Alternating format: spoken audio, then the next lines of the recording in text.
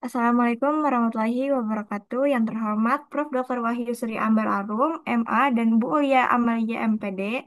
Kami dari kelompok satu akan mempresentasikan materi dari mata kuliah manajemen aset dalam pendidikan. Pada kesempatan kali ini, kita membahas yaitu mengenai menguasai penyimpanan aset pendidikan. Next. Sebelumnya, perkenalkan nama saya Chelsea Elvira Madani dan rekan-rekan saya ada. Saya Fahma Rahmania. Saya Naila Tatiaki. Saya Nela Kohar. Saya Nur Feyanti. Saya Muhammad Iksan Tristantio Wibowo.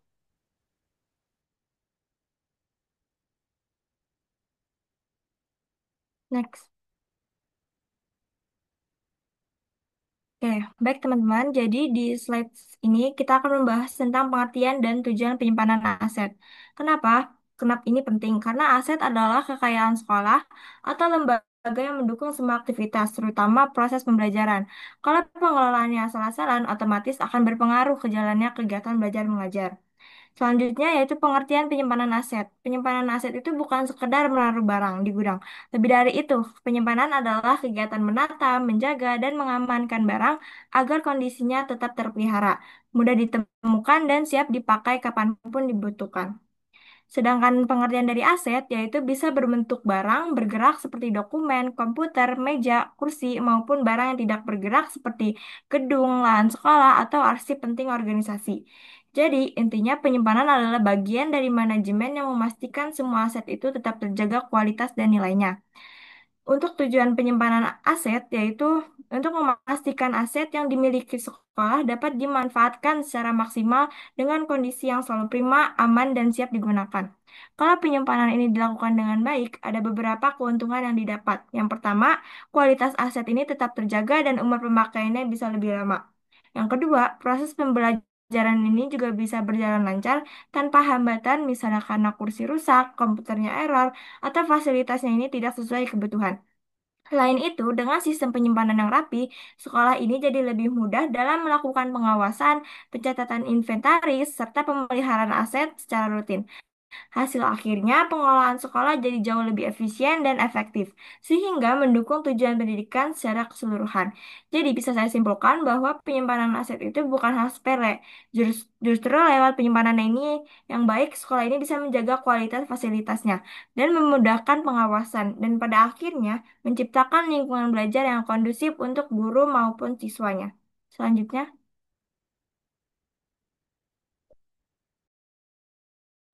Oke, selanjutnya itu ada prosedur penyimpanan aset. Nah, seperti yang tadi rekan saya bilang, kalau penyimpanan aset di sekolah itu bukan cuma sekedar taruh barang di gudang, tapi ada prosedurnya. Supaya apa? Supaya aset tetap aman, awet, dan juga gampang dipakai kapanpun jika dibutuhkan itu. Nah, untuk prosedur penyimpanannya itu yang pertama ada penerimaan dan juga pemeriksaan. Pemeriksaan aset. Nah, setiap barang baru yang datang itu dicek dulu kondisinya biar nggak ada yang cacat ataupun nggak ada yang rusak. Nah, yang kedua, pemberian label dan kode identifikasi seperti nomor inventaris, berkode, atau QR kode. Nah, jadi kalau misalnya mau cari barang itu biar nggak bingung atau ketukar, itu menggunakan identifikasi seperti yang sudah saya sebutkan tadi. Nah, lalu yang ketiga itu ada penempatan sesuai kategori. Barang-barang itu harus ditaruh di tempat yang sesuai. Misalnya seperti alat olahraga dipisah dengan alat laboratorium, itu gunanya biar lebih rapi dan juga gampang dicari. Lalu yang keempat ada pemeliharaan berkala, yang mana kayak manusia, aset itu juga butuh dirawat gitu. Contohnya seperti proyektor, dicek lampunya, komputer dibersihkan supaya awet dan juga nggak cepat rusak. Lalu yang kelima ada prosedur penyimpanan juga mencakup aturan peminjaman dan juga penggunaan aset. Jadi kalau misalnya asetnya mau dipakai, itu ada aturannya supaya barang bisa bersama-sama tapi tetap terkontrol gitu.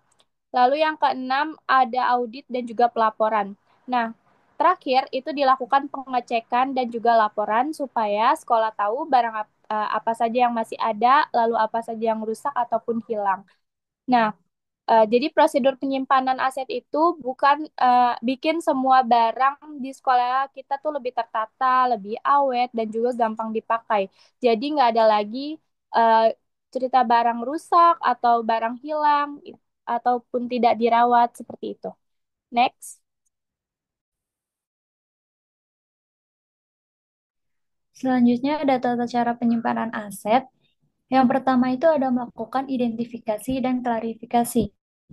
Jadi aset harus dikelompokkan berdasarkan jenis dan fungsinya, seperti aset tetap, aset lancar, dan aset digital.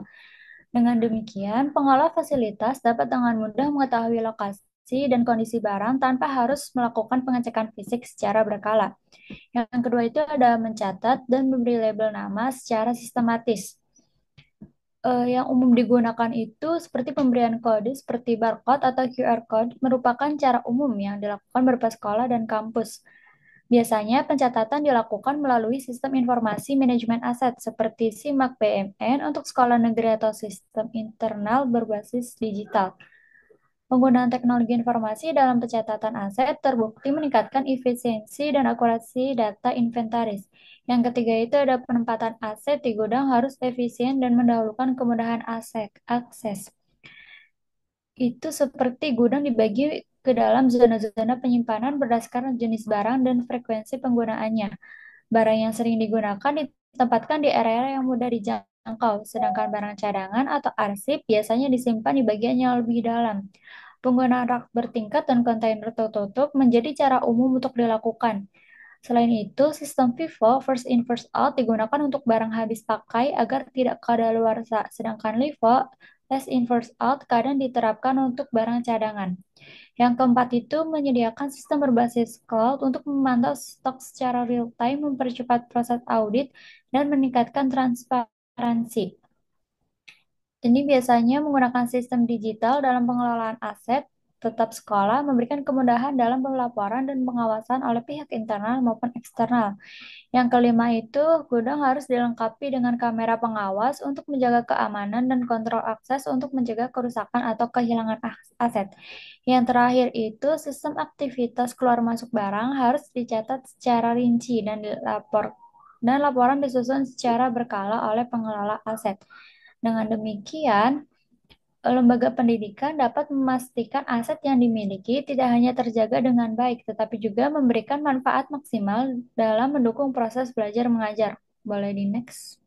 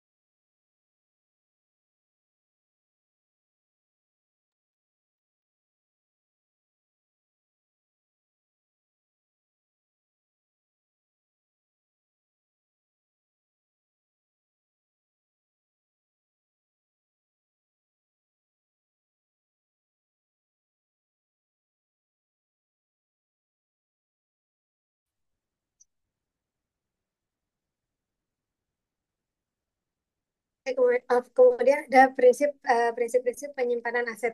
Nah, dalam konteks dalam konteks penyimpanan aset pendidikan ini terdapat tiga prinsip penting yang harus diperhatikan agar manajemen aset dapat berjalan secara optimal. Yang pertama ada prinsip efektivitas. Nah, prinsip efektivitas ini berarti sejauh mana tujuan penyimpanan aset dapat tercapai dengan optimal. Dalam konteks penyimpanan aset pendidikan, prinsip ini berarti aset harus disimpan dengan cara yang menjamin keamanan dan keutuhan. Kemudian aset harus mudah ditemukan dan diakses saat dibutuhkan, dan aset harus terpelihara dengan baik sehingga umur pakainya panjang tetap fungsional. Kemudian yang kedua ada prinsip efisiensi. Prinsip efisiensi ini berfokus pada bagaimana aset dapat digunakan secara optimal dengan biaya, tenaga, dan waktu yang seminimal mungkin tanpa mengurangi kualitas dan fungsi yang diharapkan. Nah, dalam konteks penyimpanan aset pendidikan, prinsip ini berarti penyimpanan harus dilakukan dengan meminimalkan ruang, namun tanpa membahayakan kondisi aset itu sendiri. Kemudian, eh, penyimpanan harus dirancang agar tenaga kerja tidak boros waktu untuk menemukan atau mengatur ulang aset. Dan sistem penyimpanan tidak perlu mahal, tetapi harus tetap fungsional dan praktis. Prinsip yang terakhir yaitu prinsip administratif. Prinsip ini berfokus pada pentingnya data kelola yang tertib, transparan, dan sesuai dengan prosedur yang berlaku. Dalam konteks penyimpanan aset pendidikan, prinsip ini berarti setiap aset yang disimpan harus tercatat secara tertib dalam sistem inventarisasi, baik secara digital maupun manual. Kemudian harus ada prosedur atau SOP yang tetap dalam penyimpanan, peminjaman, dan pengembalian aset. Dan yang terakhir harus ada tanggung jawab yang jelas atas siapa yang mengelola dan memantau aset. Dari next.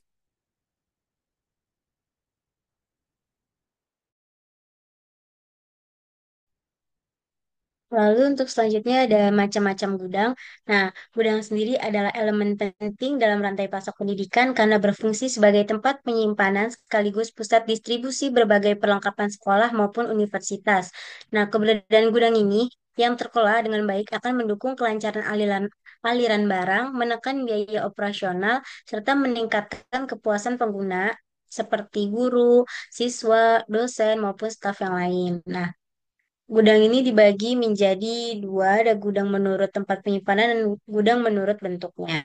Untuk yang pertama ada gudang menurut tempat penyimpanannya. Yang pertama ada gudang pusat, yang di mana ini berfungsi sebagai tempat menampung barang hasil pengadaan sebelum disalurkan. Nah, gudang pusat ini cocok untuk penyimpanan stok besar. Contohnya itu kayak buku-buku pelajaran atau perlengkapan laboratorium. Dengan kelebihan mudah dikontrol karena terpusat, karena cuma di situ doang, tetapi eh, rawan penumpukan kalau enggak diatur dengan baik gitu. Lalu yang kedua ada gudang penyalur, yang dimana gudang penyalur ini merupakan tempat menyimpan barang sementara sebelum diteruskan ke unit pemakai.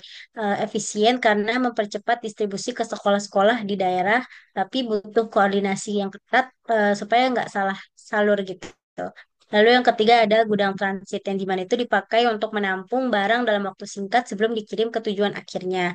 Misalnya buku dari percetakan yang menunggu distribusi. Nah, untuk kelebihannya itu gudang ini hemat biaya penyimpanan, tetapi resiko kehilangannya itu cukup tinggi karena frekuensi keluar masuknya cepat gitu.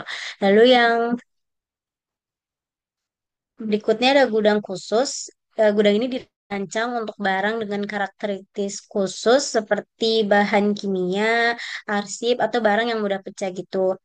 Nah, biaya ini lumayan tinggi karena perlu fasilitas keamanan dan pengendalian lingkungan seperti suhunya atau kelembapannya gitu. Lalu yang terakhir ada gudang pemakaian di mana ini sebagai tempat untuk menyimpan barang yang langsung dipakai sehari-hari seperti ATK, alat tulis kantor, perlengkapan olahraga atau laboratorium karena aksesnya cepat tapi beresiko kehilangan jika pencatatannya lemah. Lalu yang kedua ada gudang menurut bentuknya yang dimana itu terbagi menjadi dua lagi. Yang pertama ada gudang terbuka dan gudang tertutup. Untuk gudang terbuka sendiri itu gudang yang tidak berdinding, hanya berupa lantai keras aja, cocok buat material bangunan atau alat olahraga besar gitu. Nah, ini tuh untuk gudang terbuka itu biayanya cukup murah, tapi rawan rusak akibat cuaca atau pencurian gitu. Lalu yang kedua ada gudang tertutup yang dimana ini memiliki dinding dan atap, bisa melindungi barang-barang dari cuaca dan pencurian, tetapi biayanya lumayan tinggi, tapi aman untuk penyimpanan buku, dokumen, arsip, atau alat laboratorium. Boleh di next? Lalu selanjutnya ada struktur gudang. Nah, struktur organisasi gudang di sekolah ini tugasnya memastikan bahwa alur penyimpanan dan distribusi itu berjalan efektif, yang dimana setiap posisinya itu memiliki tanggung jawab yang jelas. Yang pertama itu, yang paling tinggi ada kepala sekolah atau rektor, yang dimana itu mereka sebagai penanggung jawab utama yang menetapkan kebijakan penyimpanan aset agar sesuai dengan aturannya. Lalu yang kedua itu ada wakil kepala sarana prasarana atau kepala tata usaha yang dimana mereka ini bertugas untuk menjembatani kebijakan strategis dengan pelaksanaan teknis, memastikan operasional gudang berjalan lancar. Lalu yang ketiga ada koordinator koordinator gudang yang dimana dia ini bertugas sebagai pemimpin operasional gudang ya dan mengatur penerimaan, penyimpanan, pemeliharaan dan pengeluaran barang yang ada yang terjadi di gudang tersebut. Lalu yang keempat ada petugas inventaris yang dimana petugas inventaris itu bertugas sebagai mencatat dan melaporkan setiap barang yang masuk atau keluar baik manual maupun digital. Lalu untuk yang terakhir itu sebagai petugas gudang yang dimana dia ini melaksanakan teknis lapangan dengan berupa menyusun barang, mengecek kondisi barangnya, hingga menyalurkan sesuai dengan permintaannya. Nah, struktur ini tuh memastikan pengelolaan gudang akuntabel, pencatatan rapi, distribusi yang lancar, dan aset sekolah terjaga dalam jangka panjang. Boleh di next? Oke, selanjutnya saya akan menjelaskan tugas pengelola penyimpanan aset ini. Jadi emang pengelola penyimpanan aset ini di lingkungan sekolah memegang peranan penting ya dalam memastikan seluruh sarana dan prasarana tetap terjaga kualitasnya, terdokumentasi, dan yang pastinya siap untuk digunakan lah ya. Kedua, penyimpanan tuh yang dilakukan terencana tuh nggak hanya berfungsi sebagai naruh barang aja, tapi itu juga jadi bagian dari sistem pengendalian yang mendukung kelancaran kegiatan belajar mengajar. Nah, di sini ada 8 poin dari tugas pengelola. Yang pertama adalah pemeriksaan kondisi barang. Jadi, ketika barang masuk ya, yang pasti dari seorang pengelola aset ini harusnya mengecek dari fisik ataupun fungsinya dari barang tersebut. Misal dari fisiknya oke atau enggak, atau ada yang rusak, atau ada yang minus, atau emang benar-benar dalam keadaan bagus untuk secara fisik. Dan fungsinya, apakah ketika dilakukan atau digunakan ya, itu dia berjalan dengan baik atau ada hal-hal yang kurang lah gitu. Itu untuk dicek dulu makanya. Kemudian yang kedua, pengelompokan dan pemisahan. Jadi barang yang masuk itu yang sudah dicek itu disusun sesuai kategori, fungsi, atau tingkat prioritas penggunaannya. Misalnya kayak alat tulis kantor ya dikelompokkan terpisah dari peralatan laboratorium karena secara posisi pasti jauh lah ya. Nah, terus kedua, perlengkapan olahraga ditempatkan di ruang yang berbeda dari perlengkapan seni. Terus yang penataan ini tuh juga dari penataan tempat-tempat ini juga mempermudah buat orang-orang nyari barangnya gitu. Jadi kayak udah ketahuan kayak oh ruangan olahraga di sini, oh ruangan seni di sini. Jadi mereka nggak perlu pusing-pusing nyari di mana sih yang sebenarnya yang aslinya gitu. Jadi udah punya ruangan yang udah tersusun dan emang udah ada fungsinya sendiri lah ruangan tersebut. Terus yang ketiga pencatatan dan inventarisasi. Jadi setiap barang yang masuk ataupun yang keluar harus dicatat secara detail. Baik menggunakan buku inventaris ataupun ya sistem digital lah ya gitu. Terus yang informasi yang dicatat itu meliputi nama barang, jumlah, kondisi, tanggal masuk, lokasi penyimpanan, dan identitas pengguna jika barang dipinjam. Terus yang keempat, penyediaan ruang penyimpanan yang aman.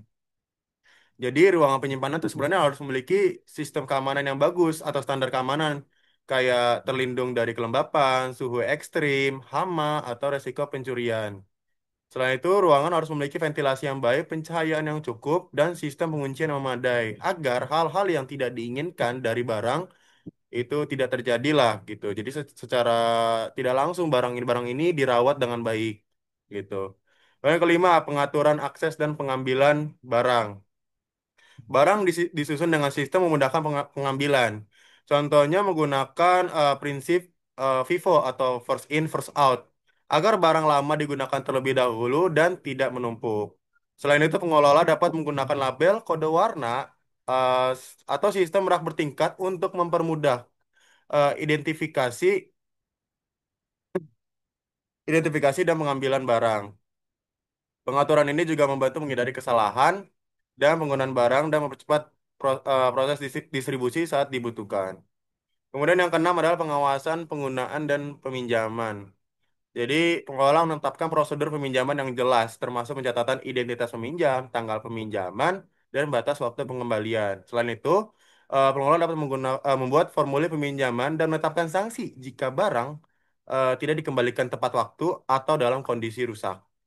Jadi pengawasan ini ya bertujuan untuk mengurangi resiko kehilangan dan atau kerusakan serta memastikan barang kembali dalam kondisi baik dan siap digunakan kembali.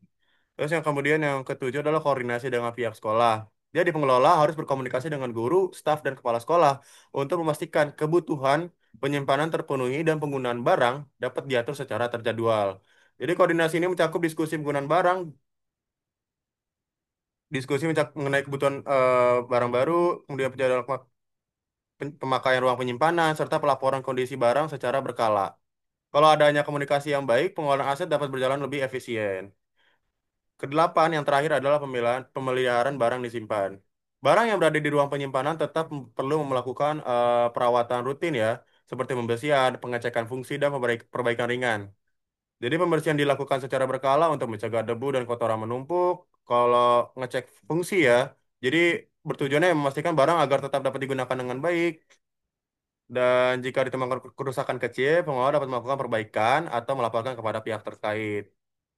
Pemeliharaan ini penting agar barang tetap dalam kondisi optimal dan tidak menimbulkan masalah saat digunakan. Oke, next. Berikutnya adalah laporan observasi kami dari kelompok satu.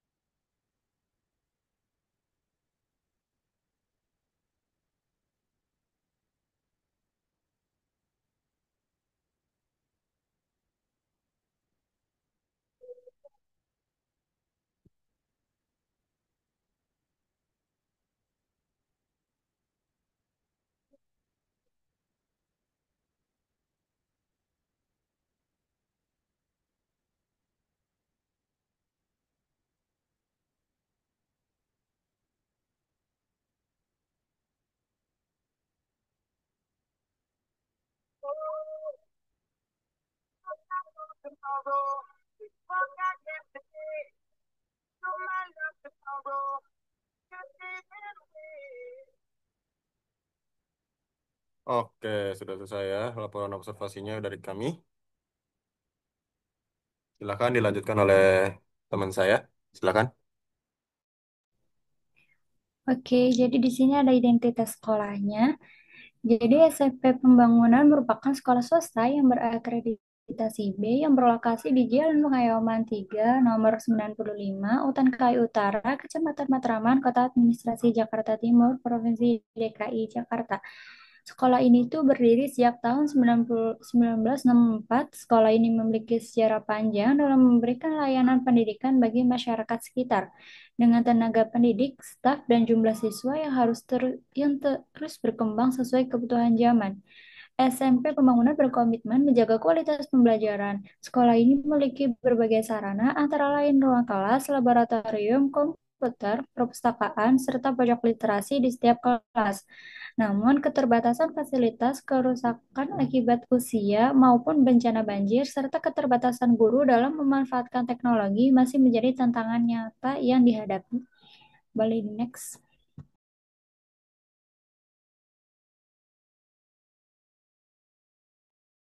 Oke, selanjutnya hasil observasi. Pada kesempatan kali ini, kelompok kami melakukan observasi sekaligus wawancara dengan salah satu guru di SMP Pembangunan, yaitu Ibu Nursia selaku guru Bahasa Indonesia. Alasan kami memilih beliau ini karena jumlah tenaga pendidik di sekolah ini masih sangat terbatas, yaitu ada 10 orang guru termasuk kepala sekolahnya. Kondisi ini tentu mengaruhi beban kerja masing-masing guru, sehingga pengalamannya dan pandangan Ibu Nursia ini dianggap cukup representatif untuk mengabarkan bagaimana manajemen aset pendidikan di sekolah ini, khususnya dalam hal sarana dan prasarana dan penggunaan di sekolahnya. Penyimpanan aset di SMP Pembangunan Utan Kayu ini masih dilakukan secara sederhana dengan menekankan keamanan, kerapian, dan kebersihan. Aset berharga ini seperti laptop, infocus, dan TV disimpan di laboratorium dengan pengamanan yang ganda. Sementara barang yang sering dipakai ditempatkan di kelas dan pojok literasi. Sistem pencatatan masih manual menggunakan inventaris dan dokumentasi foto. Namun, setiap aset sudah memiliki penanggung jawab sehingga mempermudahkan penggunaan. Guru dan siswa sama-sama berperan menjaga aset dan meski keterbatasan jumlah, kerusakan dan risiko bencana banjir serta keamanan yang belum maksimal masih menjadi tantangan utamanya. Selanjutnya,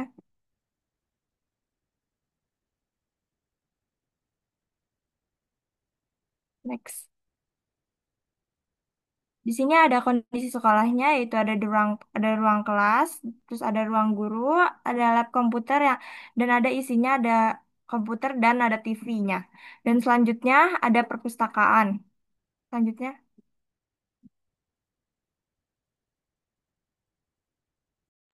Oke, jadi kesimpulan dari pemaparan kita kelompok satu yaitu berdasarkan hasil observasi di SMP Pembangunan Rutan Kayu dapat disimpulkan bahwa manajemen penyimpanan aset pendidikan merupakan faktor penting dalam mendukung proses pembelajaran yang efektif. Aset sekolah seperti ruang kelas, laboratorium, perpustakaan, dan fasilitas menunjang lain berperan besar dalam menciptakan lingkungan belajar yang kondusif. Pengelolaan aset tidak hanya sebatas penyimpanan, tetapi mencakup pendataan, pencatatan, penataan, dan pemeliharaan yang terstruktur. Tata kelola yang baik mampu mencegah kerusakan, kehilangan, serta penyalahgunaan, sekaligus memperpanjang usia pakai aset. Secara keseluruhan, manajemen aset yang profesional dan berkelanjutan menjadi kunci efektivitas serta efisiensi pendidikan, karena membantu penghematan biaya dan memungkinkan alokasi anggaran difokuskan pada peningkatan mutu layanan belajar. Oke. oke, segitu saja dari presentasi dari kelompok satu, yaitu penyimpanan aset. Eh, Kurang lebihnya, yaitu mohon maaf. Wassalamualaikum warahmatullahi wabarakatuh.